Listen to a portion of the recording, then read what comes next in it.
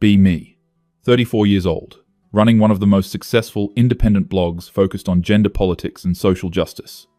Wake up every morning and check my analytics before I even brush my teeth. 2 million monthly readers. Speaking engagements at 3 universities this semester alone. Brand partnerships with ethical clothing companies. Built this entire platform from nothing over the past 8 years. Started as just another voice in the void, sharing my observations about the world. Now I'm someone people actually listen to. Morning routine is sacred. Green tea, meditation app for exactly 12 minutes, then straight to my laptop. Scan the news for today's content. Some CEO made a tone-deaf comment about work-life balance being easier if you don't have kids. Perfect. Spend 2 hours crafting a thread about how men in power positions consistently fail to understand the structural barriers they benefit from. Each tweet carefully worded to maximize engagement. Learned over the years exactly which phrases make people share, which combination of statistics and personal anecdotes hits hardest. Posted at 9:30 a.m. because that's when my audience is most active. Watch the retweets climb. 300 in the first hour. Check my email while the numbers keep rising. Another invitation to speak at a conference. This one's in Portland. They're offering $2,000 plus expenses. Would have done this for free 5 years ago. Now it's literally my career. Remember when my mum asked when I was going to get a real job? Showed her my tax returns last year and she went quiet. Vindication tastes sweet. Spend the afternoon writing tomorrow's blog post, working on a series about everyday interactions that reinforce harmful patterns. This one's about how men interrupt women in professional settings. I have a whole database of examples I've collected from my own life and submissions from readers. The post practically writes itself. Includes statistics about speaking time in meetings. Add 3 personal anecdotes that illustrate the point. End with a call to action about holding people accountable. Schedule it to post at 6 a.m. tomorrow. Get a message from a colleague asking if I saw the response to my thread from this morning. Some guy with a large following quoted me and tried to, well, actually, the entire thing. Claims I'm taking the CEO's comments out of context. Claims I'm demonizing men for simply existing. Same tired arguments I've heard 1,000 times. Write a response thread. Methodically dismantling his position. Screenshot the most absurd parts of his tweets. My followers flood his mentions within minutes. He deletes the original thread by evening. Add this to my mental tally of small victories. This is the work. This is what change looks like. One correction at a time. One call out at a time. Evening time is for engagement. Spend 2 hours responding to comments, retweeting supporter content, building community. Someone shares. A story about her father who refuses to do any housework despite her mother working full-time, quote, tweet it with commentary about how these patterns perpetuate across generations. Another woman shares about a date who insisted on ordering for her. Add it to my collection of modern relationship red flags. Building a narrative, piece by piece, showing the patterns that people pretend don't exist. Some accounts I recognize try to argue in the replies. Same names that show up every time. Used to engage with them. Try to educate them. I learned years ago that's a waste of energy. Now, I just block and move on. My mental health matters more than convincing the willfully ignorant. Before bed, review my content calendar for the next 2 weeks. Podcast interview on Tuesday about my piece on workplace dynamics. Guest lecture at a college on Thursday about advocacy in digital spaces. Planning a major investigative post for next month about a tech company's internal culture. Have 3 sources. Willing to talk anonymously. This could be the biggest thing I've published. Fall asleep, thinking about the headline. The next morning starts the same way. Check analytics, check engagement, scan for content. Trending topic about a celebrity who made a joke that didn't land. The joke relied on outdated assumptions about gender roles. Write a piece about why it's just a joke has always been the defense mechanism for maintaining status quo. Include historical context about how humor has been used to normalize harmful ideas. Post goes viral. 15,000 shares by lunch. They get interviewed by an online magazine about the piece. They quote me in their article about the controversy. Suddenly, I'm part of the conversation at a national level. Phone won't stop buzzing with notifications. This is the 4th time this year something I wrote broke containment. Went from my usual audience to reaching hundreds of thousands, exhilarating and exhausting in equal measure. Spend the rest of the week riding the wave. New followers flooding in. Some of them clearly just here to hate read, but engagement is engagement. The algorithm doesn't care about intent. Book sales for my self-published essay collection spike. Made more this week than I usually make in a month. Capitalism is a trap, but I still have rent to pay. Justify it by telling myself the platform lets me do more good. Reach more people. Shift more perspectives. The following months blur together. Summer conference circuit means I'm traveling constantly. Same hotel rooms in different cities. Same panels with slightly different titles. How to be an ally. Understanding privilege. Dismantling harmful structures. Say the same things in different words. Audiences nod and applaud. Collect my speaker fees and move to the next city. Write blog posts from airports and train stations. Content machine never stops. Following grows to 3 million. Get verified on social media. Finally, small blue checkmark feels like an achievement, even though I know it's meaningless. Means I made it to whatever threshold they consider notable. Fall brings a new project. Partnering with other writers on a collaborative site. Pooling our audiences. Sharing resources. My section focuses on everyday interactions and microaggressions. Becomes the most read section within a month. Other writers seem happy about it, but I sense tension. One of them makes a comment about how my pieces are a bit harsh.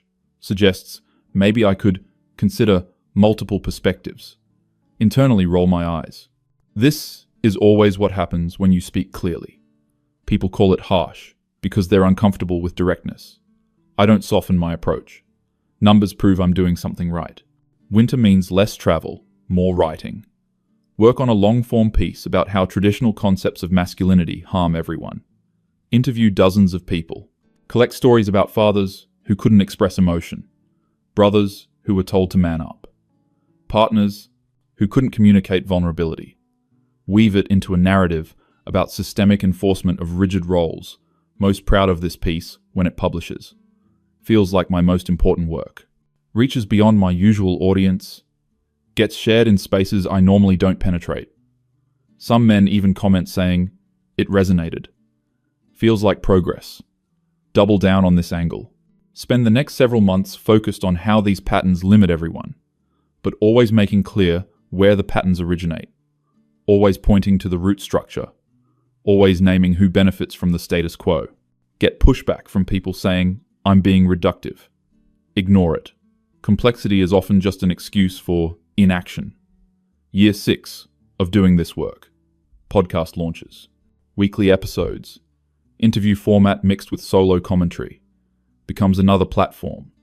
Another avenue. Same messages in a different medium. Listeners send in their experiences. Read them on air with my analysis. Create this communal space for processing. Feels powerful. Get an email from a man who says, "My work ruined his relationship." His partner started listening to my podcast and realized she'd been accepting unacceptable behavior. She left him. He blames me.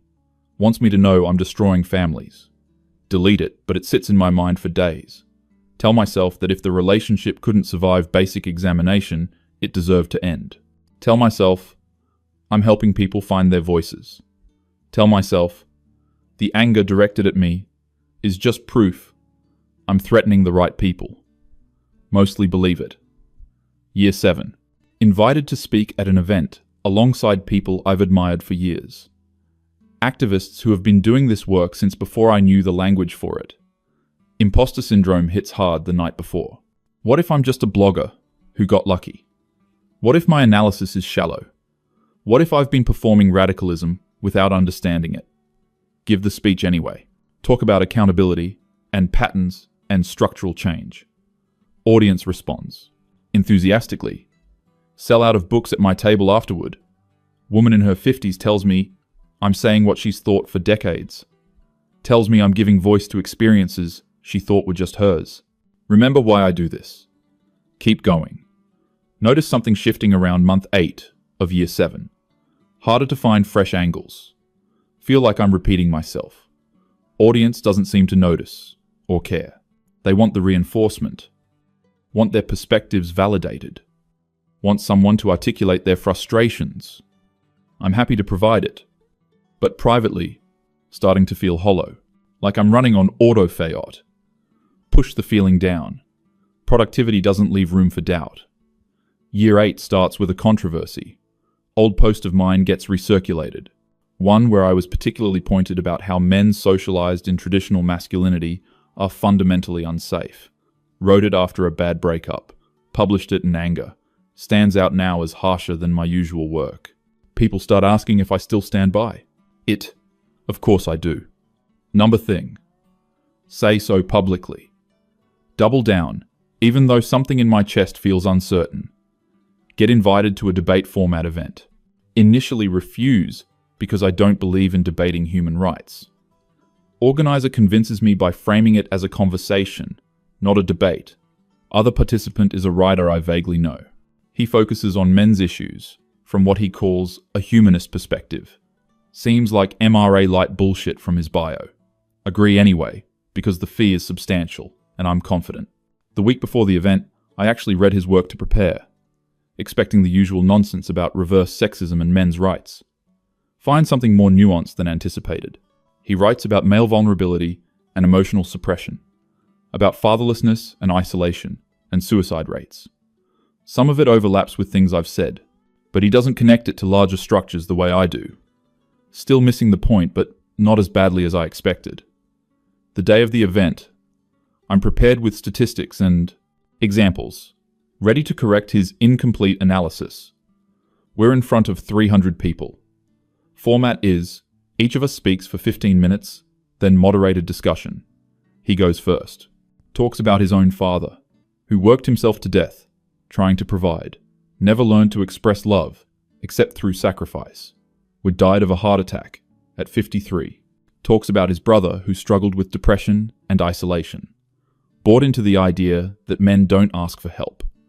Eventually did ask for help, but found no resources. No support groups, no awareness, no cultural permission. Attempted suicide twice before succeeding on the 3rd try. Room is silent. He's not crying, but his voice carries weight. He talks about how when he tried to process this publicly, he was told his pain was privileged. He told that men's problems are men's creation, so men need to fix them alone. Told to sit down and listen and make space, which he tried to do, but couldn't find the space for his own grief anywhere. Describes, reading my work specifically, how it helped him understand some things about structural forces, but also how it made him feel like his brother's death was somehow deserved. Like the fact that his brother was male meant his suffering was less important, or worse, that it was karmic justice. Quotes a line from one of my older posts directly, one I barely remember writing. Something about how men's emotions have always mattered more than women's lives. In context, I was talking about how male anger is taken seriously while female fear is dismissed. But he read it while grieving his brother, and it told him his grief was part of the problem. My turn to speak. Have my prepared remarks ready. Statistics about violence and economic disparity and political representation. All the structural realities that contextualize everything. Start delivering them. Voice sounds mechanical to my own ears. Look out at the audience. See men and women both. Some nodding along with me. Some looking uncomfortable. One woman in the 3rd row is crying. Older man in the back has his arms crossed, jaw tight. Keep delivering my points. Each one lands exactly as intended. Can feel the room polarizing. People choosing sides. This is familiar. This is every online thread translated to physical space. Get to my conclusion about collective accountability. About how individual pain doesn't negate structural reality. It's a good conclusion. I've used variations of it dozens of times. Applause is strong from half the room. Other half barely claps. Moderated discussion starts. Moderator asks him to respond to my points about structural inequality. He acknowledges all of it. Doesn't disagree with the basic facts. Just asks where individual men who are suffering fit into my analysis. Asks if there's room for complexity. Then, automatic response kicks in. Start explaining how individual exceptions don't disprove patterns. How personal hardship doesn't exempt anyone from their position in larger systems. How men's pain is often weaponized against women's progress. All things I genuinely believe. All things I've said before. But watching his face while I say them, seeing him actually hear me, something feels wrong. He doesn't get angry, just nods slowly and says, "That's what he thought I'd say." Asks me directly if I think his brother's life mattered. "Of course," I say. "All lives matter," he says, with a sad smile. Catches me in the verbal trap. Audience reacts. Some laugh, some gasp. Moderator tries to move on, but I'm flustered. Spend the rest of the discussion regaining ground. Make my points, cite my sources, maintain my position. Event ends to mixed applause. People swarm both of us afterward. My supporters want to tell me I destroyed him. Tell me I stayed strong against manipulative emotional tactics. Tell me not to fall for the tears and personal stories. Structural analysis is what matters. I accept their validation, but feel empty. Watch across the room as people talk to him. See men crying while shaking his hand. See women hugging him. He's not performing for them. Just present. Just listening. Drive home in silence. Phone full of notifications about clips from the event. My followers declaring victory. His followers saying, "I proved his point." Everyone saw what they wanted to see. Lie awake that night replaying it. Keep hearing him ask if his brother's life mattered. Of course it mattered. Never said it didn't. My work has never been about individual lives not mattering. It's about patterns, structures, systems. Individual grief is valid, but it doesn't change the data. Almost convince myself. Next morning, check my email. Message from someone who was at the event. Man, in his 40s, writes that he's been reading my work for 2 years. It helped him recognize some of his own problematic behaviors. He's worked on being better, more aware, more accountable. But last night, he heard me speak and something broke. Realized that in my framework, he'll always be the problem. No matter what he does, his maleness makes him suspect. He's tired of trying to be good enough. Tired of apologizing for existing. Not angry, just defeated. Going to step back from trying. Says thank you anyway for the awareness, even if it came with shame. Delete the email. Sit staring at my laptop. Tell myself he's misunderstanding. That's not what my work says. I've always acknowledged good men exist. Always said this isn't about individual men. Go back through my archives to find examples. Search for posts where I made that distinction clear. Find some. But also find so many where the language is broad. Where men do this and men are that could absolutely be read as all men. Where my anger, justified or not, painted with wide brushes. Tell myself context matters. Tell myself anyone reading in good faith understands. But what about people reading in grief, in confusion, in genuine desire to understand? Spend the day distracted. Supposed to write a new post. Can't. Focus.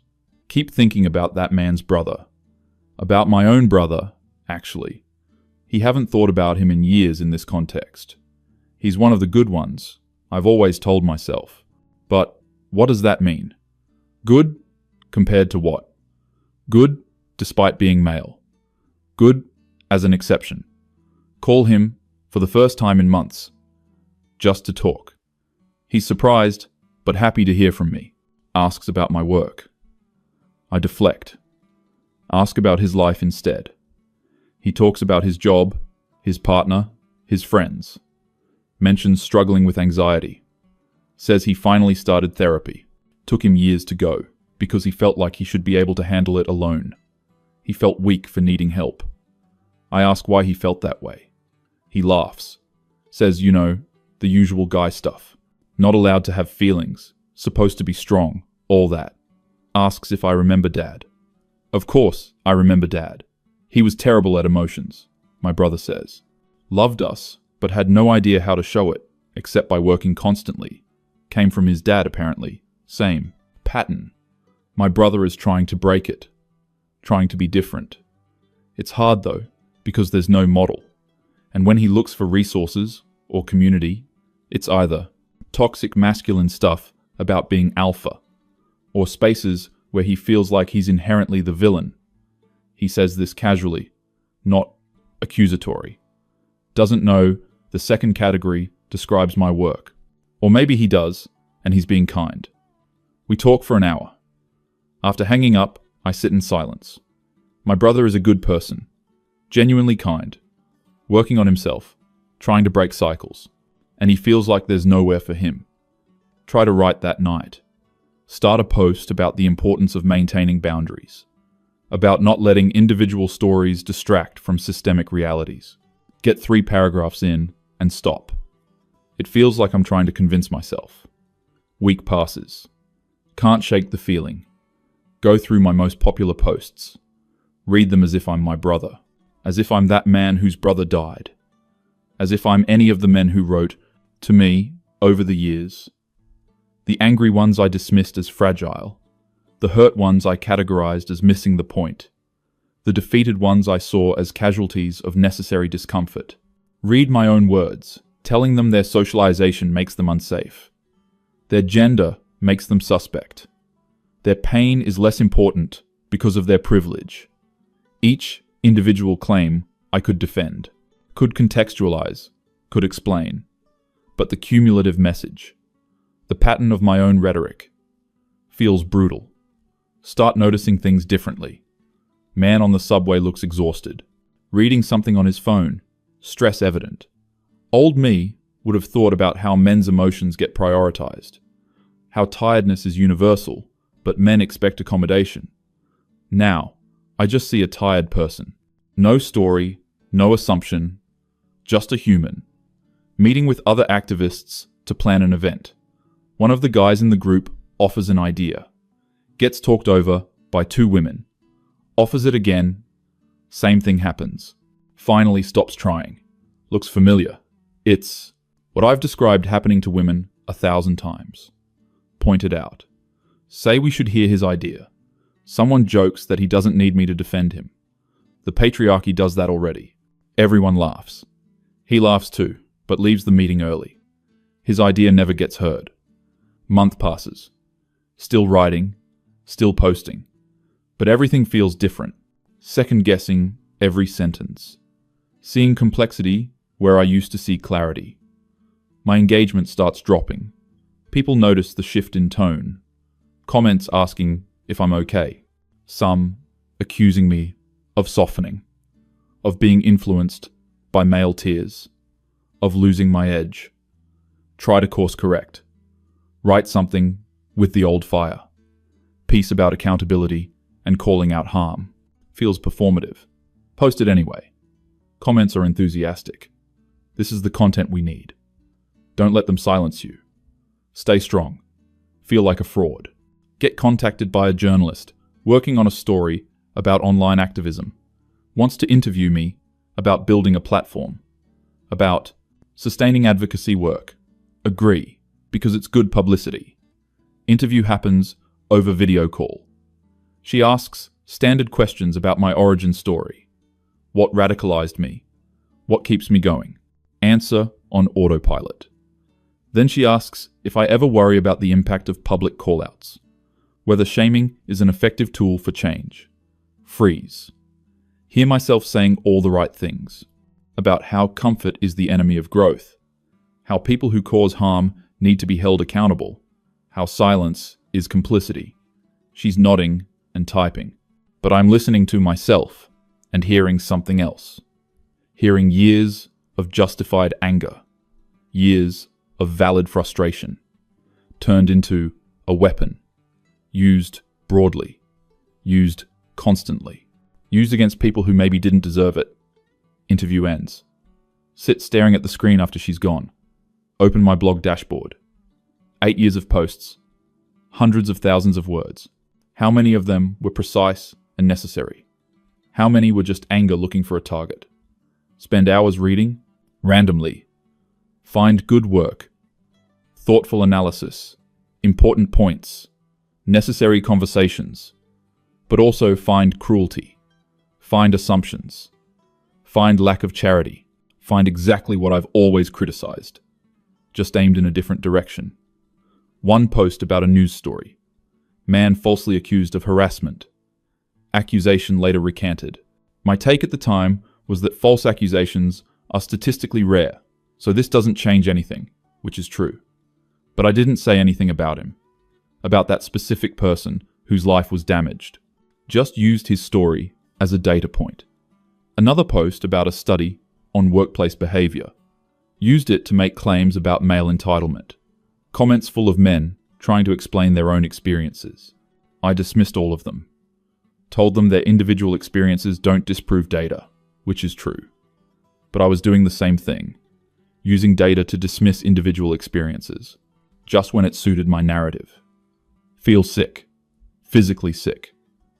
What have I been doing? Who have I been hurting? Told myself it was necessary. Told myself it was justice. Told myself the targets were structures, not people. But structures are made of people. And people were reading my words. People were being shaped by them. And that man who emailed saying he's giving up trying. How many others like him? Quietly reading. Quietly internalizing. Quietly learning that they're fundamentally broken. That their efforts will never be enough. That their gender makes them suspect. Think about the event again. The man talking about his brother. How my work made him feel. His grief was invalid. Never meant that. Never wanted that. But intent doesn't erase impact. Taught that principle to my audience 1,000 times. When does it apply to me? Don't sleep that night or the next. Keep thinking in circles. Try to find the flaw in my reasoning. Try to get back to the certainty. Can't find it. The foundation cracked, and now I can't unsee it. Week later, force myself to write. Need to process this. Somehow. Start a post trying to articulate the nuance. How structural critique is valid, but individual application is complex. How patterns are real, but people are more than patterns. Read it back, and it sounds like apologism. Like I'm making excuses. Delete it. Try again. Same result. Can't find language that holds both truths. That systems are real, and people are individuals. That critique is necessary, and grace is necessary. That gender shapes experience, but doesn't determine worth. Spend 2 weeks barely posting. Audience notices. Messages asking what's wrong. Some supportive, some demanding. Some accusing me of selling out, of being compromised, of abandoning the work. Sit with my laptop open to a blank post for hours. Cursor blinking. Need to say something. Need to be honest. But honesty means admitting I've been wrong. Means acknowledging harm. Means losing the platform I built. Losing the community. Losing my identity. This work has been everything for 8 years. It's my career, my purpose, my social life. Who am I if I'm not this? Another week passes. Get invited to speak at an event next month. Topic is about maintaining conviction in advocacy. Accept the invitation. Spend days preparing. Every draft feels wrong. Can't give the speech they're expecting. Can't perform certainty. I don't feel. 3 days before the event, withdraw. Cite health reasons. Not entirely a lie. Haven't been sleeping. Barely eating. Apartment is a mess. Can't focus on anything. Just this gnawing awareness that I've caused harm. Hurt people I never meant to hurt. Simplified people I should have seen as complex. Mom calls, asks how I'm doing. Hear myself say, I'm fine. She doesn't believe me. Asks what's really going on. Try to explain. Stumble through it. My work, my platform, realizing I've been wrong about things. She's quiet for a long time. Then asks if I remember when I was in high school. I had that teacher who humiliated students he thought weren't trying hard enough. I hated him. Came home crying more than once. Swore I'd never be like him. Never use power to make people feel small. Mum asks quietly if I kept that promise. Can't answer. We sit in silence on the phone. She tells me it takes courage to recognize when you've gone too far. More courage to admit it. Hang up and cry for the first time in years. Not elegant crying. Full breakdown on my kitchen floor. For the people I hurt. For the certainty I lost. For the version of myself I have to let go of. Next morning, open my blog. Start writing. Not planned, not drafted, just raw. Write about the event with the man whose brother died. About reading my own words through different eyes. About realizing that structural critique became personal attack. About how I generalized when I should have specified. About how I dismissed pain I should have acknowledged. Write about my brother. About the men who wrote to me over the years. The ones I categorized as fragile or resistant, when maybe they were just a hurt. Write that I was wrong. Not about everything. Structural inequality is real. Patterns of harm are real. The need for accountability is real. But I was wrong to treat individuals as symbols. Wrong to use my platform for shame instead of education. Wrong to assume the worst. Wrong to generalize all men as oppressors. Wrong to confuse my anger with justice. Write until my hands hurt. Read it back. It's messy and vulnerable and completely different from my usual work. Shows doubt where I usually show certainty. Shows regret where I usually show righteousness. Publish it before I can change my mind. Step away from the computer. Can't watch the reaction in real time. Go for a walk. First time, I've left my apartment in days. Outside feels overwhelming. Too bright, too loud. Walk anyway. No destination. Just moving. And think about what comes next. If this ends my career. If my audience abandons me. If I lose everything I built. Realize I don't know who I am without this. Spent 8 years being the person who had answers, who called out harm, who stood firm. What's left when that's gone? Walk for hours. Eventually go home. Laptop still open to the post. Hundreds of comments already. Don't read them. Close the laptop. Lie down. Sleep for 12 hours straight. Wake up to thousands of notifications. Deep breath. Start reading. Comments are split. Longtime followers saying, I betrayed them. Saying, I'm capitulating to patriarchy. Saying, this is what happens when you center men's feelings. Others saying they appreciate the honesty, that they notice the shift and respect the admission. Men writing to say, thank you. Women writing to say they felt the same way but were afraid to say it. Also women saying, I'm setting feminism back decades. Men saying this proves everything they always thought. Everyone has an interpretation. Everyone knows what this means. Most of them are wrong, or right in ways I didn't intend. Can't control the narrative anymore. It's out there. I'm out. There. More vulnerable than I've ever been publicly. Next few days are chaos. Articles written about my post. Some sympathetic, some critical.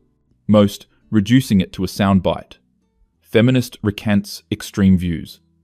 Activist admits she was wrong about men. Prominent blogger reverses position on gender. All true in a way. All missing the complexity. Ironic, given my whole realization was about seeing complexity. Get asked to do interviews. Decline all of them. Not ready to perform this. Not ready to have my transformation packaged for content.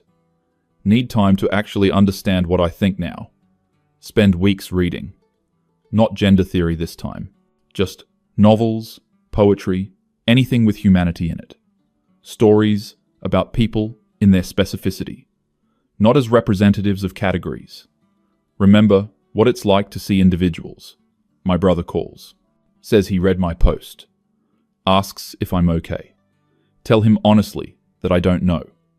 He tells me about his therapist, how one thing they work on is holding multiple truths. That he can be privileged in some ways and struggling in others. That his gender shapes his experience, but doesn't define his value. That systems are real, and his individual life matters. Both things true. Always have been. Ask him if he's ever read my work before the recent post. Long pause. Admits he read some of it years ago. It hurt. Felt like I saw him as the enemy. I stopped reading to protect himself. Still loved me, but from a distance. I didn't know how to tell me. Apologize. Really apologize. Not the performative kind I've written 100 times.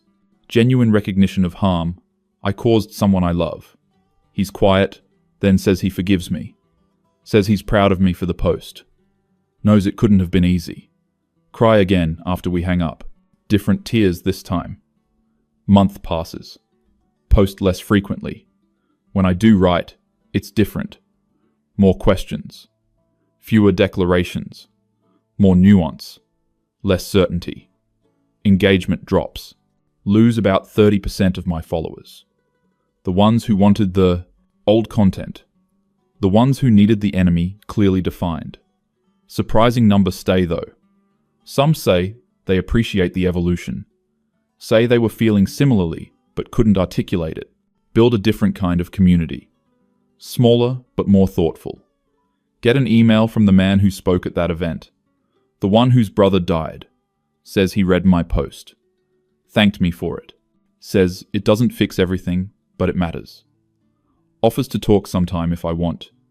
Not as opponents, but as people trying to figure this out. Except, we have a video call.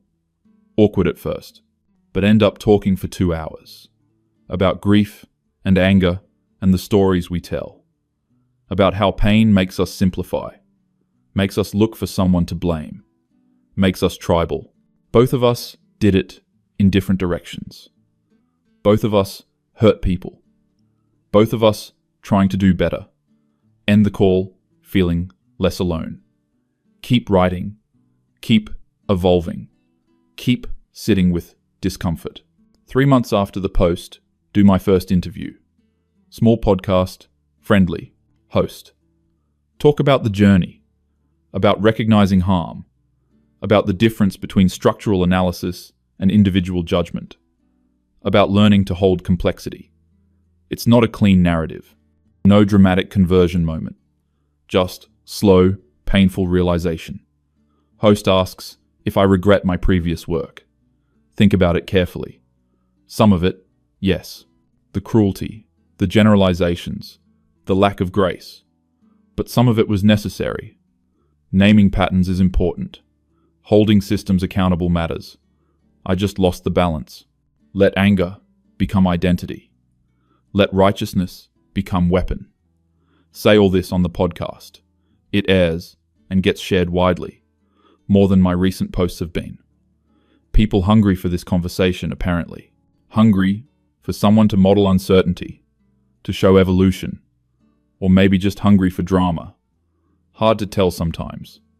6 months later, working on a book, not a manifesto this time, more like collected essays, holding the tension between structural reality and individual humanity, between necessary critique and necessary grace, between anger and empathy. Don't know if anyone will publish it, don't know if anyone will read it, write it anyway. Need to process this for myself. Need to document the journey. Need to offer something better than what I built before. Think about that woman at my speech who told me I was giving voice to her experiences. I hope she's okay. I hope my evolution doesn't feel like betrayal, but also can't live for her approval anymore. Can't live for anyone's approval.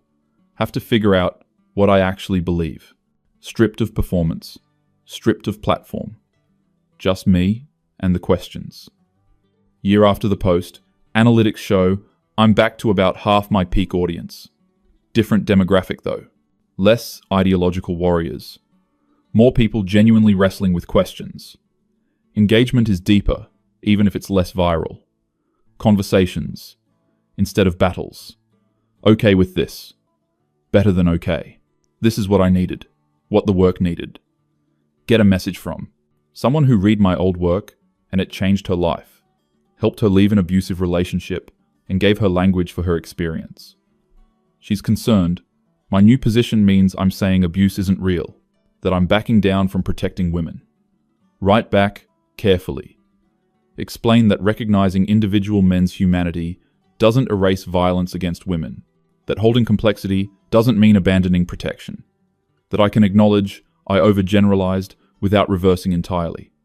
She seems satisfied, but I sit with the exchange for days. This is the tightrope now, honoring past truth while acknowledging past harm. Neither erasing what I got right nor defending what I got wrong. Exhausting, necessary. Some days want to give up. Delete everything, start over with a new name, write about gardening or travel or anything but this. But that feels like abandonment, like causing harm then running from accountability. So, I stay. Keep writing. Keep evolving. Keep sitting with the discomfort of being publicly wrong.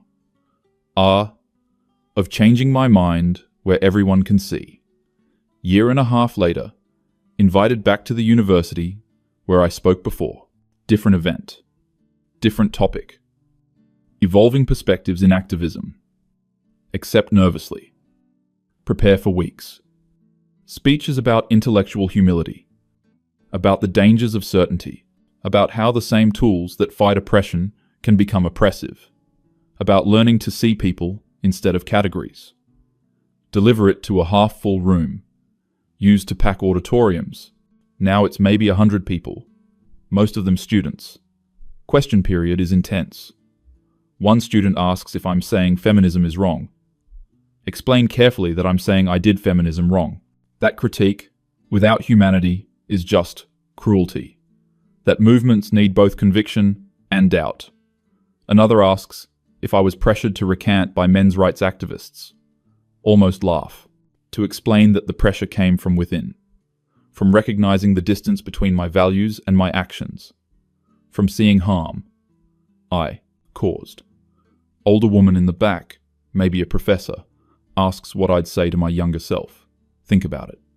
Would say that anger is valid, but not sufficient. That being right about structures doesn't excuse being wrong about people. That the work matters, but how you do the work matters more. Would say to listen more. Assume less. See complexity as wisdom, not weakness. Room is quiet. Feel exposed, but also free. This is the truth. Messy and incomplete, but mine. Afterward, several students want to talk. One of them, young man, maybe 20, says his older sister used to read my blog religiously. Quotes my stuff all the time about toxic masculinity. Made him feel broken, like something was fundamentally wrong with him for being male. I started to believe it. Got depressed, isolated, and then read my recent work. Helped him see he's not inherently damaged. That he can work on harmful patterns without accepting that he's harmful. Starting to rebuild. Wanted to say thank you in person. Hug him before I can think about it. Feel him crying against my shoulder. 20 years old and carrying this weight. Weight I helped put there. Tell him I'm sorry. So sorry. He says it's okay. I say it's not, but I'm trying to do better. He nods and leaves. Sit in the empty auditorium after everyone's gone. Think about all the young men who read my work over the years. The ones who internalized it. Who tried to be better but felt like they could never be good enough. The damage I did in the name of justice. Cry again. Seems like I'm always crying now. Maybe that's appropriate. Maybe that's what I needed. To feel, instead of just analyze. to hurt for the hurt I caused, to carry the weight, drive home in the dark. Past construction workers finishing a late shift, group of men in hard hats, exhausted. Old me would have had thoughts about labor and gender, about who does dangerous work and why, about structural patterns, all still true. But tonight, I just see tired people, people with lives and families, and struggles I know nothing about. People who are more than symbols, more than data points, just people, same as everyone, same as me. Get home and open my laptop. Read a submission in my inbox. Woman writing about her son. He's 15, struggling. Found my old blog posts, and they confirmed his worst fears about himself, that he's inherently toxic, that masculinity is poison, that he should suppress who he is. She's watched him withdraw, stop engaging, go quiet. She's scared, begging me to write something for boys like him, something that acknowledges their humanity. Write back immediately. Tell her, I'll try. Spend the next week working on a post, writing to that 15-year-old boy, to my brother, to the man whose brother died. To every person I flattened into a category. Write about how patterns are real, but people are individuals. How working on harmful behaviors doesn't mean you're inherently harmful. How masculinity itself isn't toxic, even though some expressions of it are. How being male doesn't make you an oppressor. How you can acknowledge your privilege without accepting guilt for existing. Edit it dozens of times, trying to get the balance right. Honoring structural reality while seeing individual humanity. Publish it on a Saturday morning, titled, To the Boys and Men I Failed to See. Step away from the computer. Go for a walk. Don't check responses for hours. When I finally do, it's overwhelming. Thousands of comments. Men writing about crying while reading it. Mothers sharing it with their sons. Women saying they needed to hear this for the men in their lives.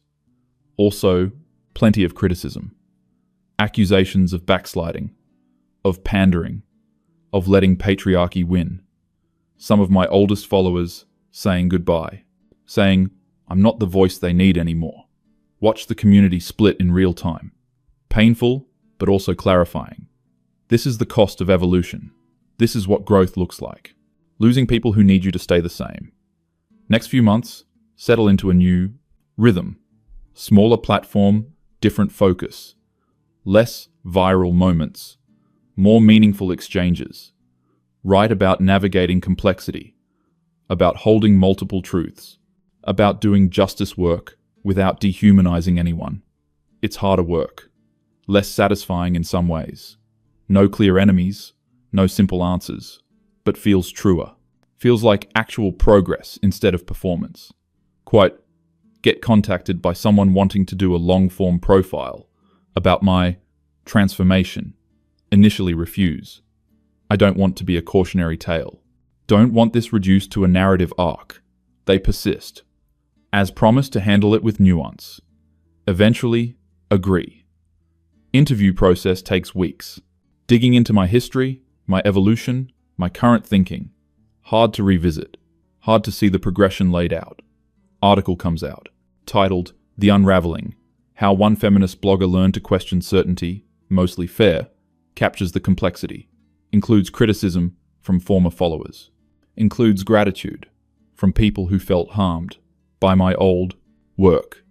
Includes my own ongoing uncertainty. Goes viral in a different way than my old content. Shared in think piece circles. Discussed in academic spaces. Becomes a case study in online activism. Weird to be observed like this. To have my failure and growth picked apart publicly. But also, maybe necessary. Maybe this is the accountability I owe. To be the example of what not to do. And what to do when you realize you've caused harm. 2 years after the initial post, speaking at a conference. Panel about accountability in activism. Sitting next to people I respect. One of them asks, during prep, how I live with the guilt of knowing my work hurt people. Think about it. The guilt is constant. Every day, I remember something I wrote, someone I dismissed, some assumption I made. Can't undo it. Can only try to do better going forward. Can only be honest about the harm. Can only keep evolving. Say this on the panel. Someone in the audience asks if I think my confession was enough. If apology absolves impact. Answer immediately. No. Apology is just the beginning. The real work is changing behavior. Using my platform differently. Being consistently better. That's a lifelong project. I'm 2 years in. I've got decades to go. If I'm lucky. Another audience member, older black woman, stands up. Says she appreciates my evolution, but has concerns. Points out that white women's tears have always been powerful. Asks how I'm making sure this isn't just another way to center myself. Another way to make my learning process everyone else's burden. The question lands hard. Because she's right. Even my apology, my evolution, my public processing, it's still taking up space. Still asking people to witness and validate my growth. Thank her for the question. Admit I don't have a good answer. Still working on that. Still learning to step back. To do the work without demanding recognition for it. She nods. Doesn't look entirely satisfied, but acknowledges the honesty. Panel ends. Feel shaken. Realize how much further I have to go. How my blind spots have blind spots. Evening alone in a hotel room. Reflecting on the day. Think about where I started. That morning 8 years ago. Checking analytics. Measuring my worth in engagement. Performing certainty. Building a platform on righteous anger. Think about where I am now. Smaller platform. Less certainty. Trying to do right by people instead of being right. Still failing. Regularly. Still learning. I don't know if this counts as success. Lost most of my following. Lost my clear identity. Lost my sense of purpose. But gained something harder to measure. Gained actual relationships with people I used to see as categories. Gained intellectual humility. Gained the ability to hold complexity. Gained my brother back. Gained sleep at night. Mostly. Open my laptop. Draft of tomorrow's post. About the limits of ideology. About staying human while fighting systems. About how the tools of liberation can become tools of harm. Read it over. It's good. Not viral good. Not righteously angry good. But true good. Honest good. Publish it. Close the laptop. Lie in the dark. Think about that 15-year-old boy. Hope he's okay. Hope my new work reaches him. Hope he knows he's not broken. Think about all the boys and men I taught to see themselves as problems. Carry that weight. We'll carry it. Always. That's appropriate. That's what accountability means. Not performing guilt, but actually changing. Actually doing better. Actually seeing people fall asleep. Wake up to modest engagement on the post. Couple hundred shares. Dozen thoughtful comments. No viral moment. No controversy. Just people engaging with ideas. This is enough. This is better. Years of building a platform taught me how to reach people. 2 years of unraveling taught me what's worth saying. Combination of both is the work now. Slower, smaller, more careful, more human. To check my email. Note from that mother whose son read my old work. Says she shared my recent post with him. They talked for hours. Really talked. First time in months. He's still struggling, but feels less alone. Feels less inherently broken. She thanks me. Says this is what she needed from me all along. Not anger on her behalf, but humanity for her son. Close my eyes. Breathe. This is why. This is the work. Not perfect. Never will be. But better. More honest. More whole. Took 8 years to build something on certainty. Took 2 years to begin rebuilding on doubt. Will take the rest of my life to get it right. If I'm lucky.